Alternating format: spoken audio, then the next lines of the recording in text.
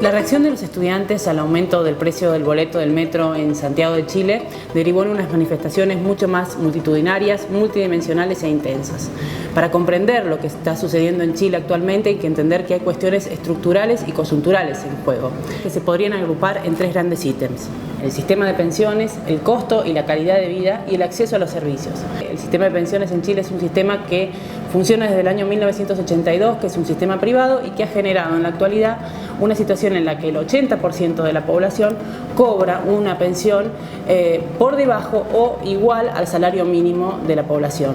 Esta situación fue incluso criticada por el actual presidente Sebastián Piñera en 2013, cuando también fue presidente de Chile, pero no hizo nada al respecto. En 2018 envió un proyecto de ley a la legislatura para modificar este sistema privado de pensiones, pero simplemente para aumentar el porcentaje que las empresas aportan hacia las jubilaciones. Es decir, habrá un aumento de jubilaciones en el futuro, pero no hay una solución para las personas que cobran una jubilación mínima en este momento. El segundo reclamo tiene que ver, en términos generales, con la calidad y el costo de vida. Por un lado, con el aumento de los salarios mínimos. Hay que tener en cuenta que el 50% de la población en Chile cobra un salario mínimo y es una de las medidas que se pide que se aumente este salario mínimo. Por otro lado, el costo de vida es muy elevado. Y también se pide mayor regulación por parte del Estado hacia las empresas, que en muchos casos acuerdan los precios. Y por otro lado, también es alto el costo de vida en Chile por el tercer ítem que se reclama, que tiene que ver con el acceso a los servicios. Y en este caso, el acceso a los servicios tiene que ver con la salud, con la educación, con el transporte y con el agua y la electricidad. En el caso de la salud, el 80% de las personas puede acceder únicamente al servicio público de salud, que es un servicio público que tiene múltiples falencias, que no llega a cubrir todas las necesidades de una población que lo demanda cada vez más. Solo el 20% de la población puede pagar un servicio privado. En el caso de la educación, si bien existieron algunas mejoras en las últimas décadas, podemos decir que la desigualdad se mantiene, ya que en los casos de las personas con menores recursos, solo el 11% logra graduarse de una universidad, mientras el 84% es el porcentaje de las personas de clase alta que sí pueden obtener un título universitario. En el caso del transporte, bueno, como ya decíamos, el reclamo inició por este aumento del boleto, pero también se reclaman por las falencias y las tardanzas y las demoras en el servicio. Y en el caso del agua y de la electricidad, el reclamo tiene que ver con el aumento de las tarifas y también con que en Chile el agua es considerado un bien privado, y esto es una regulación que data desde la época de la dictadura militar.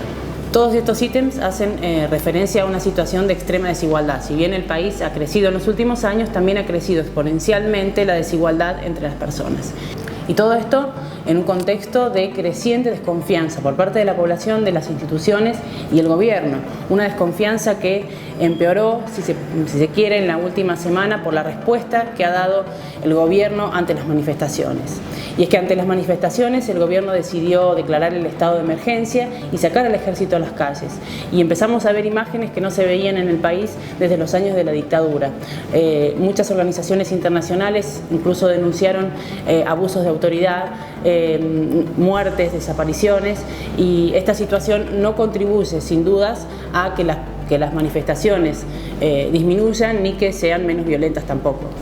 A una postura más dura por parte del Estado le siguió un intento de negociación, una moderación en el discurso y un anuncio de medidas que no cumplieron su cometido. ¿Por qué? Básicamente por tres cuestiones. Porque fueron tardías, no fue la primera respuesta, porque fueron imprecisas, nadie sabe todavía cómo se van a aplicar, y por otro lado porque fundamentalmente no hacen referencia a las cuestiones de fondo, es decir, a las cuestiones estructurales de este conflicto. Todos nos preguntamos hacia dónde va Chile. Quizás resulte útil comparar la situación de este país de la última semana con la situación de Ecuador hace algunas semanas también.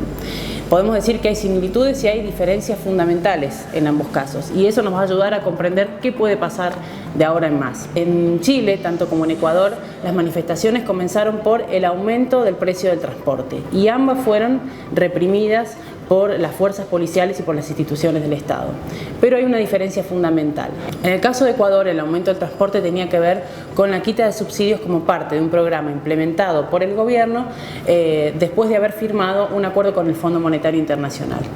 Y en Chile los reclamos son tan multidimensionales de distintos sectores que es muy difícil resolverlos en un corto plazo. ¿Cuál sería la solución? La solución en principio sería recuperar la credibilidad y la legitimidad que el gobierno ha perdido en los últimos días y en los últimos años los gobiernos de Chile. Y es importante porque de esa manera podrían tomar las medidas que deberían tomar. ¿Cómo podría recuperar esa legitimidad? Bueno, en primer lugar, reconociendo de alguna manera los abusos de poder, de autoridad, las muertes, las desapariciones denunciadas por algunas organizaciones de derechos humanos o empezar a trabajar al menos en su investigación. En este sentido, la Corte Interamericana de Derechos Humanos se proclamó al respecto. Si bien el Estado tiene el deber legítimo de garantizar la seguridad y el orden público, el uso de la fuerza debe regirse por los principios de legalidad, estricta necesidad y proporcionalidad, algo que, a juzgar por las imágenes, no es lo que está sucediendo en estos momentos en Chile.